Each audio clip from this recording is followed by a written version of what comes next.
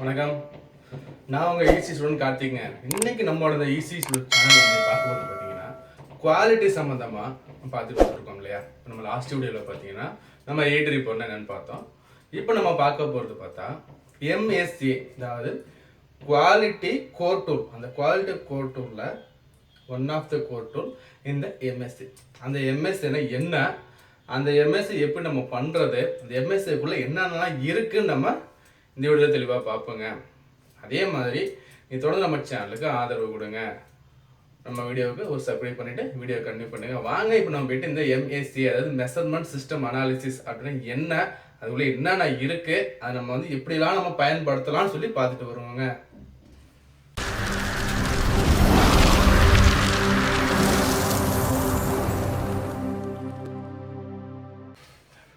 MSc அதாவது measurement system அனாலிசிஸ்ங்கிறது இதோட full form. நம்ம இந்த எம்எஸ்சி நம்ம ஃபஸ்ட்டு ஃபுல்லாக பார்க்கறதுக்கு முன்னாடி கொஞ்சம் இன்ட்ரோ பார்த்துட்டு வந்துடுவோம். இப்போ இதில் மெஷர்மெண்ட்னா என்ன சார்? இப்போ மெஷர்மெண்ட்னா என்னன்னா, இப்போ உங்கள்கிட்ட ஒரு பொருள் தர்றேன். இந்த பொருளை கொடுத்துட்டு எனக்கு இதோட ஃபிசிக்கல் வேல்யூ எனக்கு செக் பண்ணி சொல்லணும்னா நீங்கள் என்ன பண்ணுவீங்க? ஃபஸ்ட்டு இதோட ஹைட்டு செக் பண்ணுவோம், வெடுத்து செக் பண்ணுவோம், அடுத்து ஓடி செக் பண்ணுவோம். நம்ம செக் பண்ணி சொல்கிறோம் பார்த்தீங்களா, அதுக்கு பேர் தான் மெஷர்மெண்ட். ஓகேவா? அதை நம்ம செக் பண்ணுறதுக்கு நம்ம யூஸ் பண்ணுறோம் பார்த்தீங்களா, செக் பண்ண நம்ம யூஸ் பண்ணுறது வந்து மெஷர்மெண்ட் டூல்ஸ்னு சொல்லுவோம். இதை மெஷர்மெண்ட் எக்யூப்மெண்ட்னு சொல்லுவோம், இல்லை மெஷர்மெண்ட் சிஸ்டம்னு சொல்லுவாங்க. அதாவது ஃபிசிக்கலாக ஒரு பொருளோட அந்த வேல்யூஸ் நம்ம ஃபைன் பண்ணி சொல்கிறதுக்கு மெஷர்மெண்ட்டு, அதுக்கு யூஸ் பண்ணுறது பார்த்தீங்கன்னா மெஷர்மெண்ட் டூல்ஸ் அல்லது மெஷர்மெண்ட் எக்யூப்மெண்ட் சொல்லுவாங்க. இந்த மெஷர்மெண்ட் எக்யூப்மெண்ட்டில் பார்த்தா நமக்கு ரெண்டு டைப் இருக்குங்க. ஒன்று வந்து மெஷர்மெண்ட் சிஸ்டம், அதாவது எப்படின்னா இது வந்து கண்டினியூஸ் வேல்யூ கொடுத்துக்கிட்டே இருக்கும். இப்போது ஒரு வெர்னர் எடுத்துக்கிட்டு நீங்கள் செக் பண்ணுறீங்கன்னா என்ன கொடுக்கணும் பார்த்தீங்கன்னா வந்து 1.1, 1.2, 1.0 சொல்லிட்டு கண்டினியூஸ் வேல்யூவாக இருக்கும். இதே நம்ம மெஷர்மெண்ட் கேஜஸ் யூஸ் பண்ணுறோம்னா இந்த மெஷர்மெண்ட் கேஜஸ் என்ன பண்ணால் உங்களுக்கு வந்து ரெண்டே ஸ்டேட் தான் கொடுக்கும். ஒன்று வந்து பார்த்தீங்கன்னா கோ, இன்னொன்று நோ கோ. இன்சர்ட் ஆச்சுன்னா உங்களுக்கு வந்து கோ, இன்சர்ட் ஆகலாம் நோ கோ, ரெண்டே ஸ்டேட்மெண்ட் தான் இருக்கும் அதில். அடுத்து பார்த்தீங்கன்னா இதில் வந்து நம்ம மெஷர்மெண்ட் சிஸ்டம் நம்ம எடுத்து பார்க்கும்போது நம்ம மெஷர்மெண்ட் எக்யூப்மெண்ட் யூஸ் பண்ணுவோம். இந்த எக்யூப்மெண்ட்ஸு, அதாவது எக்யூப்மெண்ட்னா என்னன்னா வெர்னியரு, மைக்கு. இப்போ நான் ஸ்க்ரீனில் அதோட லிஸ்ட்டு கொடுக்குறேன், நீங்கள் அந்த லிஸ்ட்டு பார்த்து தெரிஞ்சுக்கோங்க.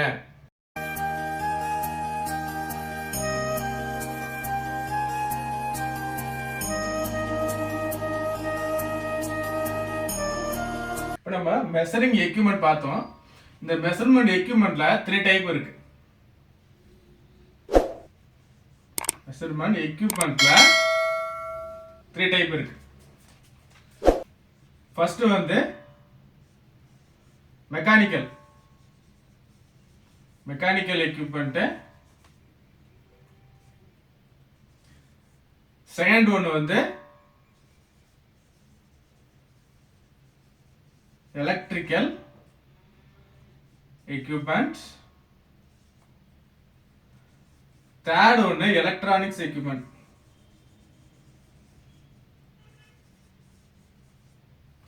இந்த எக்யூப்மெண்ட் எல்லாமே நமக்கு என்ன பண்ணா கண்டினியூஸ் டேட்டா கொடுக்கும்.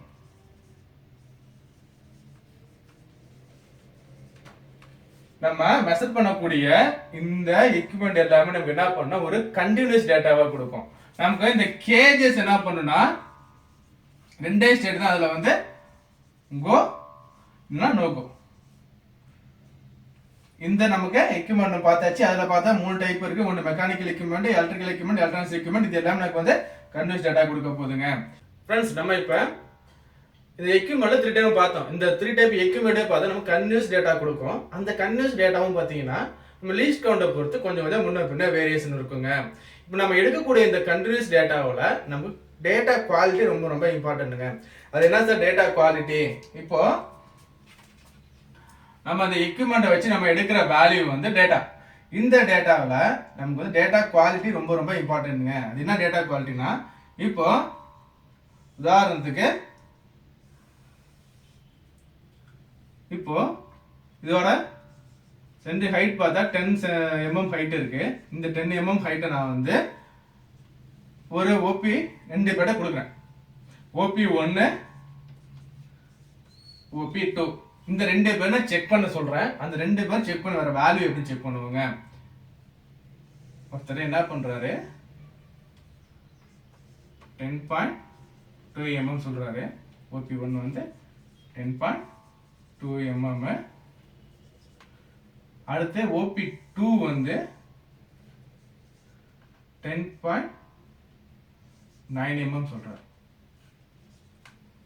இவர் வந்து 10.9 mm.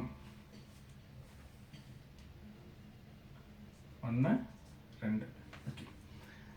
இதுல எது சார் குவாலிட்டி ஆஃப் டேட்டானா, இது வந்து ஆக்சுவல் வேல்யூ, இந்த வேல்யூ கிட்ட நியர் பை கொடுக்குறாரு. அப்போ எனக்கு இதுதான் வந்து குவாலிட்டி ஆஃப் டேட்டா. இது வந்து எப்படின்னா வந்து ரொம்ப தள்ளி இருக்கு, ஓகேவா, வேரியேஷன் அதிகமா இருக்கு. அதாவது இவர் வந்து 10 mm மெஷர் பண்ணி 10.2 mm சொல்றாரு. அதே மெஷர்மெண்ட்டை இன்னொரு ஓபி செக் பண்ணிட்டு என்ன பண்றாருன்னா 10.9 mm சொல்றாரு. அப்போ இந்த ஆக்சுவல் வேல்யூக்கும் இந்த ஆக்சுவல் வேல்யூக்கும் வேரியேஷன் அதிகமா இருக்கு. இந்த ஆக்சுவல் வேல்யூ இந்த ஆக்சுவல் வேல்யூ வேரியேஷன்ங்கிறது ரொம்ப ரொம்ப கம்மியா இருக்கு. ஸோ அப்போ குவாலிட்டி ஆஃப் டேட்டாங்கிறத இந்த ஓபிஎன் பண்ணாங்க தெரியுமா, இதுதான் குவாலிட்டி ஆஃப் டேட்டாங்க. இப்போ இந்த குவாலிட்டி ஆஃப் டேட்டாவை நம்ம ஒரு கண்ட்ரோல் சார்ட்ல பார்ப்போங்க. இப்போ ஒரு upper limit lower limit base பண்ணி ரன் பண்ணிட்டு இருக்க ப்ராஜெக்ட்ல நம்ம எதாவது சேஞ்சஸ் பண்ணோம், நம்ம எதை பேஸ் பண்ண போறோம், நம்ம வந்து குவாலிட்டி ஆஃப் டேட்டா வைஸ் தான் பண்ண போறோம். இப்போ நம்ம எடுக்கிற டேட்டா எவ்வளோ இம்பார்ட்டன்ட் பார்த்துக்கோங்க. நான் ஒரு கண்ட்ரோல் சார்ட் எடுத்திருக்கேன். இதில் நம்ம எப்படி செக் பண்ணுவோங்க வேல்யூ எப்படி போகுதுன்ட்டு. இது பார்த்தீங்கன்னா வந்து ஃபெசிலிட்டி லிமிட் வந்து நான் 10 mm கொடுத்துருக்கேன், ப்ளஸ் ஆர் மைனஸ் பார்த்தீங்கன்னா 2 mm. ஸோ இது ரன் பண்ணக்கூடிய ஒரு ப்ராடக்ட் பார்த்தீங்கன்னா எனக்கு கீழே வந்து அவர்லி பேஸ் பண்ணிக்கிறேன். ஃபர்ஸ்ட் அவர் எனக்கு வந்து இங்கே வருது, செகண்ட் அவர் இங்கே வருது, third hour, fourth hour, fifth hour, sixth hour, seventh, eighth, ninth, tenth. So அப்போ என்னோட ப்ராசஸ் பார்த்தீங்கன்னா இந்த பேராமீட்டர்லேயே ரன் ஆகுது, கரெக்டுங்களா? ஸோ இந்த டைப்ல நான் வந்து எதையும் நான் வந்து சேஞ்சஸ் பண்ண எனக்கு அவசியம் இல்லை. இந்த டேட்டா அப்படியே ரன் ஆகட்டும், இந்த பிரச்சனை டேட்டா மட்டும் மானிட்டர் மட்டும் பண்ணா போதும். அதே எனக்கு சேஞ்சஸ் வருது. எப்படி வருதுன்னா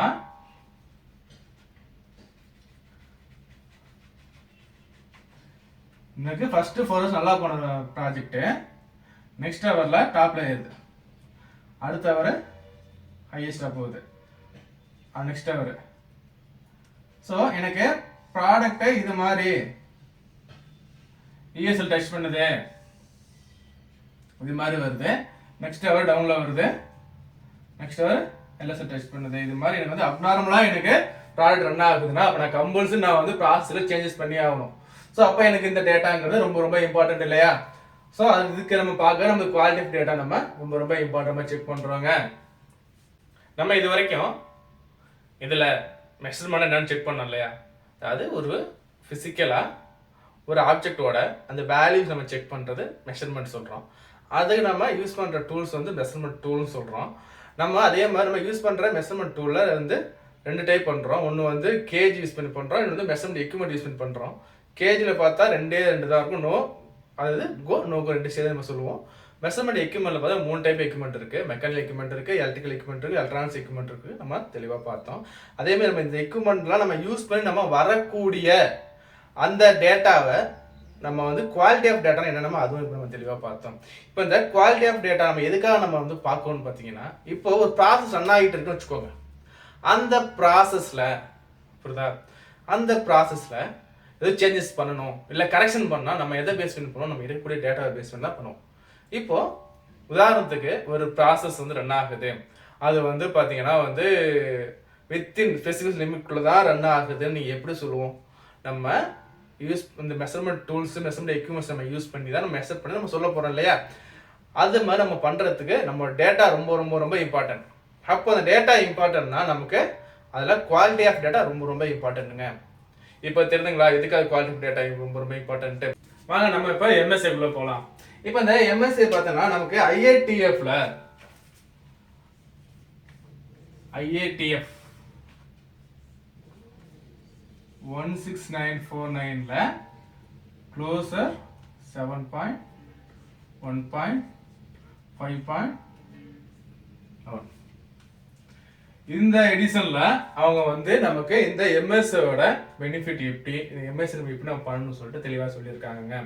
அதாவது என்னன்னா, ஒரு ஃபேக்டரியிலையோ இல்லை ஒரு எங்கே நம்ம மெஷர் பண்ண போகிறோமோ அந்த இடத்துல வரக்கூடிய அந்த மெஷர்மெண்ட் எரர்ஸ் எல்லாம் நம்ம கரெக்ட் பண்ணலாம்.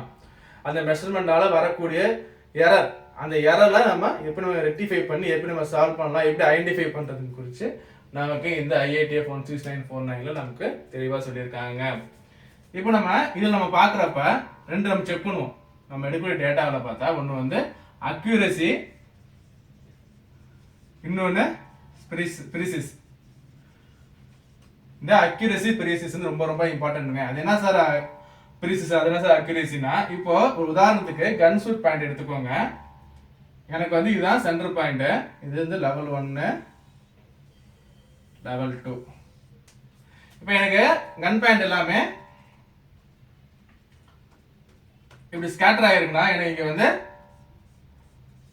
No accuracy no precis. கரெக்டா? அதே எனக்கு ஒன்று இது மாதிரி பாயிண்ட் எடுத்துக்கிட்டு எனக்கு வந்து இங்க வந்து கன் பாயிண்ட் இருக்குன்னு வச்சுக்கோங்களேன். எல்லா ஷூட்டிங் பாயிண்ட்டும் எனக்கு ஒரு இடத்துல வருதுன்னா இந்த இடத்துல பாத்தீங்கன்னா எனக்கு ப்ரிசிஸ் இருக்கு. ஓகேவா? அக்யூரசி இல்ல. அதே அடுத்த பாயிண்ட்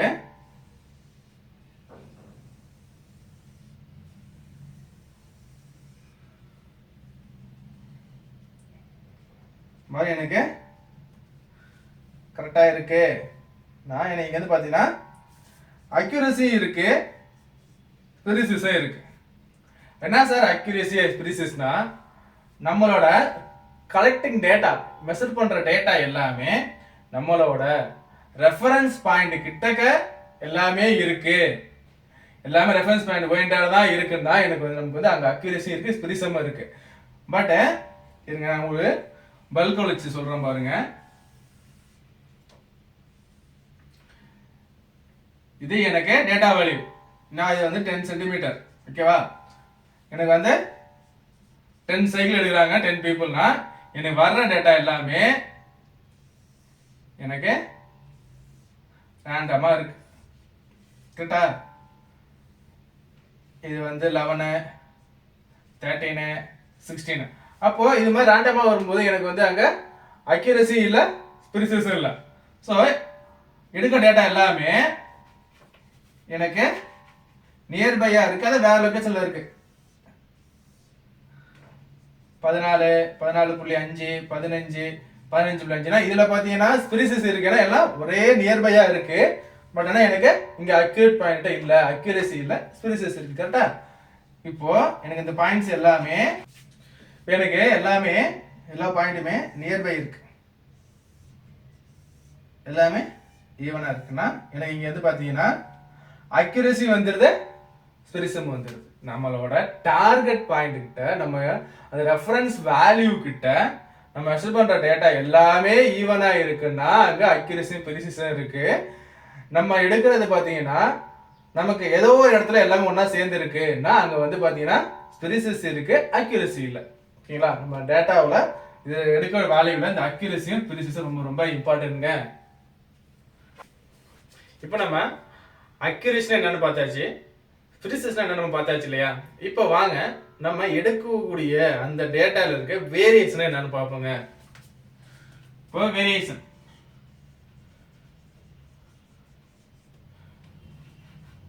சார், வேரியேஷன் என்ன சார்? அதாவது இப்போ 10 சென்டிமீட்டருக்கு ஒரு வேல்யூ கொடுத்து ஆபரேட்டரை செக் பண்ண சொல்றீங்கன்னா அவர் வந்து என்ன செக் பண்றாருன்னா, 2 ஆபரேட்டர் கொடுக்குறேன் நான். ஒரு ஆபரேட்டர் வந்து எனக்கு வந்து 10.3 சொல்றாரு, இன்னொரு ஆபரேட்டர் எனக்கு வந்து 10.8 சொல்றாரு. அப்போ இந்த 2 ஆபரேட்டர் செக் பண்ணி சொல்றாங்க பாத்தீங்களா? இதுல இதுதான் மாஸ்டர் வேல்யூ நம்ம சொல்றோம் இல்லையா? மாஸ்டர் வேல்யூ ஆனது ஸ்டாண்டர்ட் வேல்யூ. இந்த ஸ்டாண்டர்ட் வேல்யூவுக்கும் மெஷர் பண்ற வேல்யூவுக்கும் எவ்வளவு டிஸ்டன்ஸ் இருக்கு, எவ்வளவு வேரியேஷன் இருக்கு, இந்த டிஸ்டன்ஸ் சொல்றதா இந்த வேரியேஷனுங்க. இதுல இவர் சொன்ன வேரியேஷனுக்கும் இவர் சொன்ன வேரியேஷனுக்கும் டிஃபரெண்ட் இருக்கு. ஓகேவா? இதுல நமக்கு 2 வேரியேஷன் வருது. ஒன்னு வந்து பாத்தீங்கன்னா பார்ட் டு பார்ட் வேரியேஷன். இன்னொன்னு மெஷர்மெண்ட் வேரியேஷன். என்ன சார் பார்ட் டு பார்ட் வேரியேஷன்னா, நம்ம ப்ரொடியூஸ் பண்ற ஒரு பார்ட்டுக்கும் அடுத்த பார்ட்டுக்கும் உள்ள வேரியேஷன் பார்ட் டு பார்ட் வேரியேஷனுங்க. இதுல மெஷர்மெண்ட் வேரியேஷன் என்ன சார்? இப்போ மெஷர்மெண்ட் நம்ம தெளிவா பார்த்துட்டு வருவோங்க. இப்போ நம்ம வேரியேஷன் ரெண்டு பார்த்தாச்சு, வேரியேஷன் என்னன்னு பார்த்தாச்சு. அதே மாதிரி வேரியேஷன் ரெண்டு டைப் பார்த்தாச்சு. ஒன்று பார்ட் டு பார்ட் வேரியேஷன், இன்னொன்று வந்து மெஷர்மெண்ட் வேரியேஷன். ஓகேவா? இப்போ மெஷர்மெண்ட் வேரியேஷன்ல நம்ம எப்படி சார் செக் பண்றது? மெஷர்மெண்ட் வேரியேஷன் வேரியேஷன்ல ஃபர்ஸ்ட் இது ஸ்டாண்டர்ட் வேல்யூ,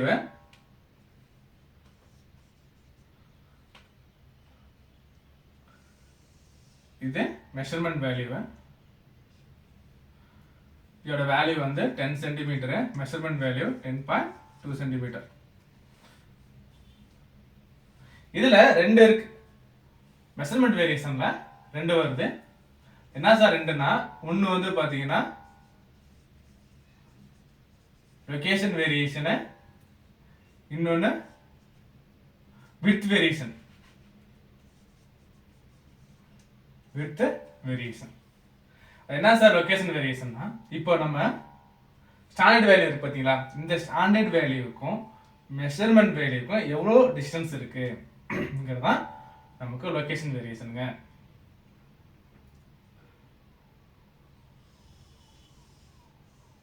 நான் பெல் கர்வ் போட்டா ஈஸியாக இருந்தா பெல் கர்வ் போடுறாங்க.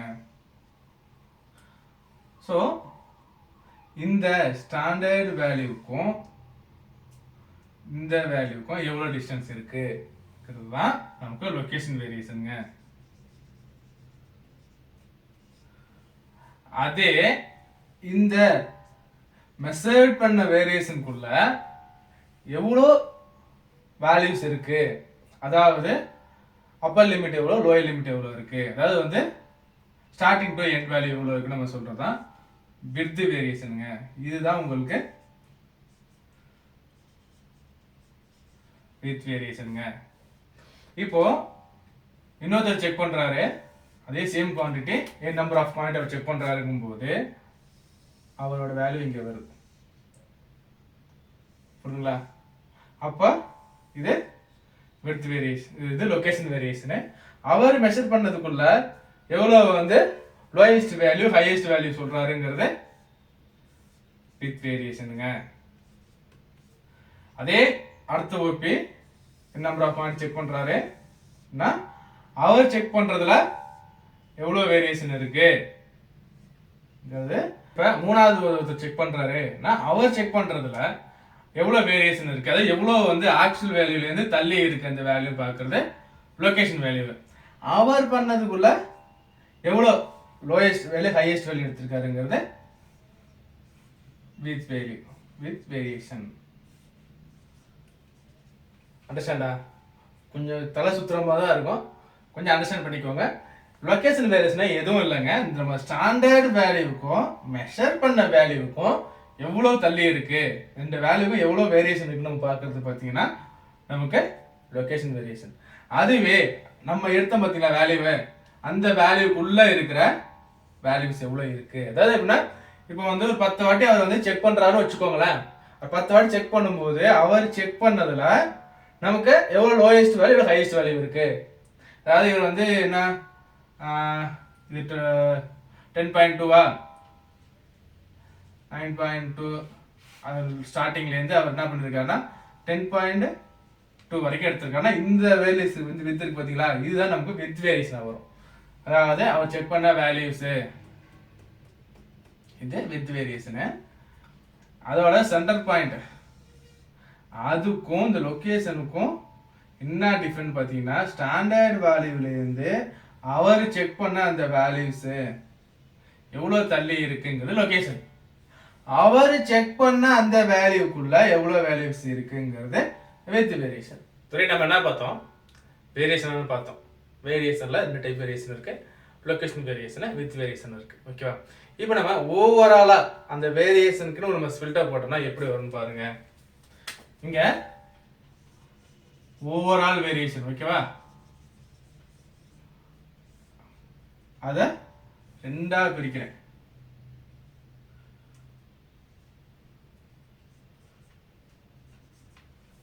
ஒன்னு வந்து பார்ட் டு பார்ட் வேரியேஷன். இந்த பக்கம் பாத்தீங்கன்னா மெஷர்மெண்ட் வேரியேஷன். மெஷர்மெண்ட். ஓகேவா? இந்த மெஷர்மெண்ட் வேரியேஷனை ரெண்டா பிரிக்கிறேன். ஒன்னு வந்து லொகேஷன் வேரியேஷன், இன்னொன்னு வித் வேரியேஷன். லொகேஷன் வேரியேஷன் நான் மூணா பிரிக்கிறேன். இதுல பாத்தீங்கன்னா ஃபர்ஸ்ட் பயாஸ், ஸ்டெபிலிட்டி, linearity. நான் இங்க வித் வேரியேஷன் ரெண்டா பிரிக்கிறேன். ஒன்னு வந்து ரிப்பீட்டபிலிட்டி, இன்னொன்னு ரீப்ரொடியூசிபிலிட்டி. அப்போ ஃபர்ஸ்ட் வேரியேஷன், அதாவது ஸ்டாண்டர்ட் வேல்யூக்கும் நம்ம செக் பண்ற வேல்யூக்கும் என்ன டிஃபரெண்ட்ங்கிறது வேரியேஷன். புரியுதுங்களா? அந்த வேரியேஷனை நம்ம ரெண்டா பிரிக்கிறோம்.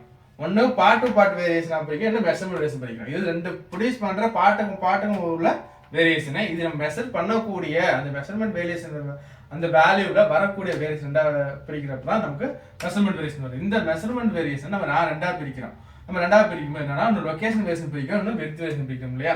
இந்த லொகேஷன் நம்ம மூணா பிரிக்கிறோம். ஒன்று பயாஸ், இன்னொன்று ஸ்டெபிலிட்டி, இன்னொன்று linearity. அதே மாதிரி இந்த பக்கம் வித் வேரியேஷனை ரெண்டா பிரிச்சா ரிப்பீட்டபிலிட்டி, இன்னொன்று ரீப்ரொடியூசிபிலிட்டி. வாங்க இப்போ நம்ம போயிட்டு ஆல்ரெடி இது பார்ட் டு பார்ட் பார்த்தாச்சு, மெஷர்மெண்ட் வேரியேஷன் நம்ம பார்த்தாச்சு, லொகேஷன் வேரியேஷன் பார்த்தாச்சு, வித் வேரியேஷன் பார்த்தாச்சு. இப்போ நம்ம இந்த பயாஸ், ஸ்டெபிலிட்டி, linearity, அப்போ நம்ம இந்த ரிப்பீட்டபிலிட்டி, ரீப்ரொடியூசிபிலிட்டி தெளிவா பார்த்துட்டு வருவோங்க. இப்போ பயாஸ் என்ன பார்ப்போங்க. அதாவது பயாஸ்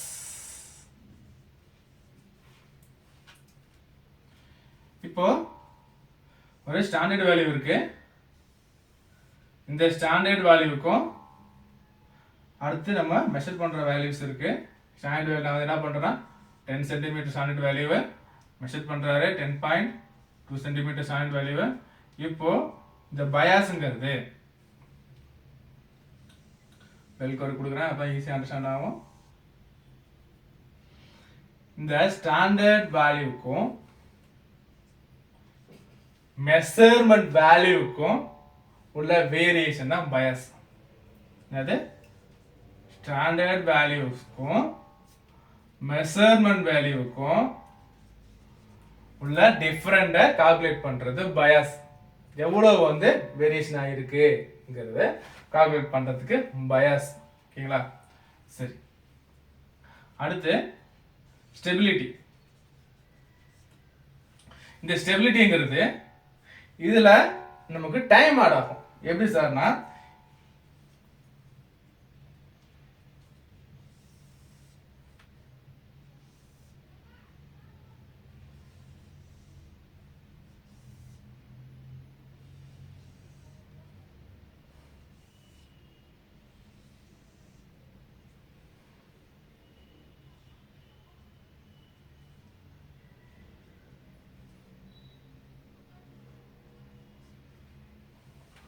அதாவது ஒரு பார்ட்டை கண்டினியூஸா செக் பண்றோம்.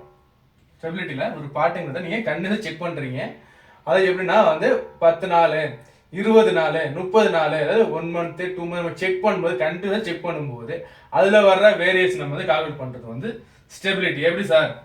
இது 10 days செக் பண்றீங்க, இது 20 days, இது 30 days.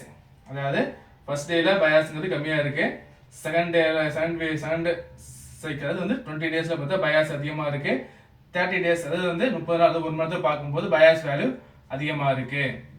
ஸோ அப்போ கண்டினியூஸா நம்ம வந்து டைம் பேஸில் நம்ம செக் பண்ணும்போது அந்த மெஷர்மெண்ட்ல வர்ற வேரியேஷன் நம்ம கால்குலேட் பண்றது ஸ்டெபிலிட்டி.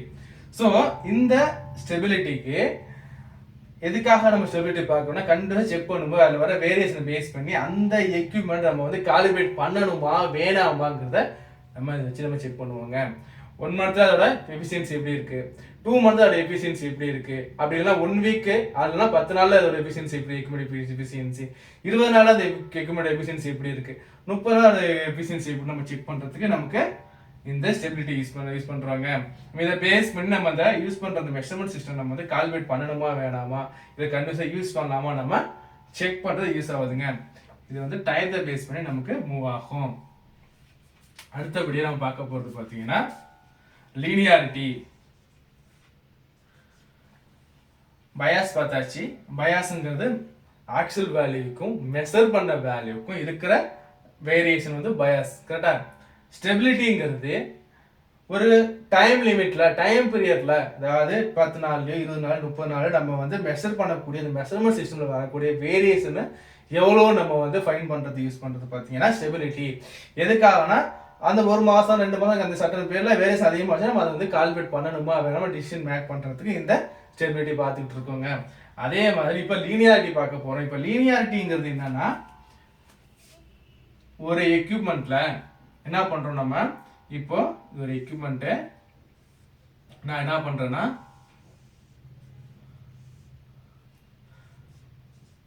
50 mm செக் பண்றேன். அதுல எவ்வளோ வேரியேஷன் இருக்கு செக் பண்றதுக்கு. அதே எக்யூப்மெண்ட்ல நான் என்ன பண்றேன்னா 500 mm செக் பண்ணும்போது எனக்கு எவ்வளவு வேரியேஷன் வருது. அதே நான் வந்து அதே சேம் எக்யூப்மெண்ட்ல நான் வந்து என்ன பண்றேன்னா 1000 mm நான் செக் பண்ணும்போது எனக்கு எவ்வளவு வேரியேஷன் வருது செக் பண்றது தான் இந்த லீனியாரிட்டிங்க. இப்போ 500 mm ஒரு வேரியேஷன் இருக்கு, 100 mm ஒரு வேரியேஷன் இருக்கு, அதே வந்து ஒரு 1000 mm செக் பண்ண வேரியேஷன் இருக்குன்னா அந்த வேரியேஷன் வந்து ஒரு யூனிக்கா இருந்துச்சுன்னா பிரச்சனை இல்லை. அதே வேரியேஷன் வந்து அதிகமா இருக்கு, இன்க்ரீஸ் பண்ண வேரியேஷன் அதிகமாக போகுதுன்னா நம்ம அந்த கண்ட்ரோல்ஸ் அந்த மெஷர்மெண்ட் சிஸ்டம் யூஸ் பண்ணணுமா வேணாமா நம்ம டிசிஷன் பார்க்கறதுக்கு இந்த லீனியாரிட்டி யூஸ் ஆகுதுங்க. அப்போ லீனியாரிட்டினா என்னன்னா ஒரு எக்யூப்மெண்ட்ல கண்டினியூஸா நம்ம செக் பண்ணும்போது 50 mm எவ்வளோ இருக்கு, அதாவது 50 mm செக் பண்ணது எவ்வளோ வேரியேஷன் வருது, 500 mm செக் பண்ணது எவ்வளோ வேரியேஷன் வருது, அதே எக்யூப்மெண்ட் 1000 mm செக் பண்ணது எவ்வளோ வேரியேஷன் வருது. அதாவது மெஷர்மெண்ட் அந்த ரேஞ்ச் இன்க்ரீஸ் பண்ணும்போது அதில் கிடைக்கக்கூடிய வேரியேஷன் நம்ம கால்குலேட் பண்ணி அந்த எக்யூப்மெண்ட் நம்ம வந்து குவாலிஃபை பண்றது நம்ம யூஸ் பண்றது தான் இந்த லீனியாரிட்டிங்க. தெளிவாக புரிஞ்சுக்கணும்னு நினைக்கிறேன். புரியல? 1 செகண்ட் ரீகால் பண்ணி பாருங்க. இப்போ வாங்க நம்ம அடுத்து வித் வேரியேஷன் செக் பண்ணிட்டு வருவோம். இப்போ நம்ம இது வரைக்கும் பார்த்தா லொகேஷன் வேரியேஷன்ல பயாஸ், ஸ்டெபிலிட்டி, லீனியாரிட்டி இந்த 3 என்னன்னு பார்த்து வந்துட்டோம். இப்போ நம்ம வித் வேரியேஷன்ல ரிப்பீட்டபிலிட்டி, ரீப்ரொடியூசிபிலிட்டி என்னன்னு பார்த்து வந்துருவாங்க. ரிப்பீட்டபிலிட்டி அதாவது ரிப்பீட்டபிலிட்டி என்னன்னா ஒரு அப்ரைசரு, அதாவது ஒரு மேனை அந்த மேனை செக் பண்ணக்கூடியதுல கண்டினியூஸா வரக்கூடிய வேரியேஷன் வந்து ரிப்பீட்டபிலிட்டிங்க. ஸ்டாண்டர்ட் வேல்யூ 10 சென்டிமீட்டர் இருக்கு, ஓபி செக் பண்றாரு,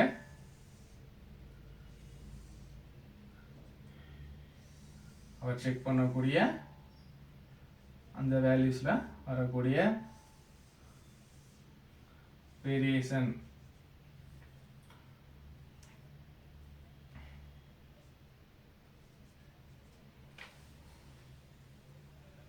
அதாவது ரிப்பீட்டபிலிட்டிங்கிறது ஒரு அப்ரைசர், அதாவது ஒரு நபர், அதாவது ஒரு ஆடிட்டர், ஏதோ யாராச்சும் ஒரு டைம் வச்சுக்கோங்க, ஆடிட்டரோ ஓபியோ ஏதோ ஒருத்தர், ஒரு அப்ரைசர் வந்து n number of quantity check பண்றாரு.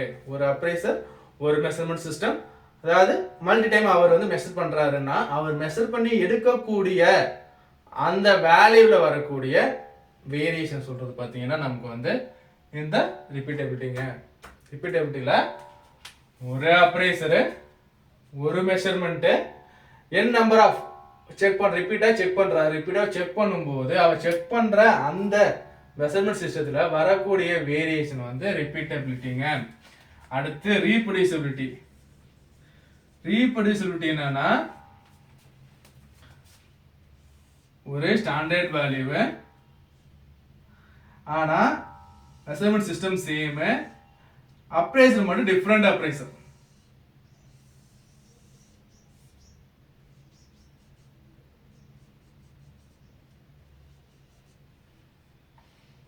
இது operator 1, operator 2, operator 3 10 centimetre. Okay, அதாவது ரீப்ரொடியூசிபிலிட்டிங்கிறது பார்த்தீங்கன்னா ஆப்ரேட்டர், அதாவது இந்த அப்ரைசர் மட்டும் சேஞ்ச் ஆகுவார். Same measurement system, same equipment, same material, புரியுதுங்களா, சேம் டைம். பட் அப்ரைசர் மட்டும் வேற. ஆப்ரேட்டர் 1, 2, 3 ஒரு 5 ஆப்ரேட் எடுக்கிறோம், இல்லை 10 ஆப்ரேட் எடுக்கிறோம். அந்த 10 பேரும் அவங்க செக் பண்ணி சொல்லக்கூடிய அந்த வேல்யூவில் வரக்கூடிய வேரியேஷன் வந்து ரிப்பீட்டபிலிட்டி. ரீப்ரொடியூசிபிலிட்டினா எல்லாமே சேம், ஒரே மேன் பவர், ஒரே எக்யூப்மெண்ட்டு, அவர் எடுக்கக்கூடியது பார்த்தீங்கன்னா என் கவுண்ட் நம்பர் ஆஃப் வேல்யூஸ்.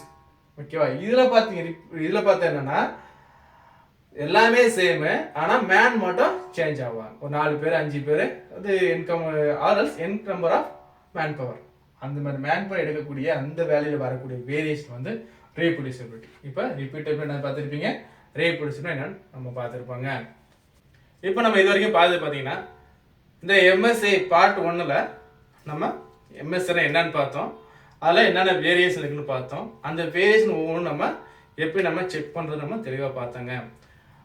இதோட தொடர்ச்சியான வீடியோக்கள் எம்எஸ்ஏ பார்ட் 2, எம்எஸ்ஏ பார்ட் 3 இருக்குது. அதுவும் நீங்கள் கண்டினியூஸாக பாருங்கள். பார்க்கும்போது உங்களுக்கு இன்னும் உங்களுக்கு தெளிவாக இந்த எம்எஸ்ஏ என்னன்னு புரியுங்க. உங்களோட மேலே கருத்து கமெண்ட் பாக்ஸில் கொடுங்க. தொடர்ந்து நம்ம சேனலுக்கு ஆதரவு கொடுங்க.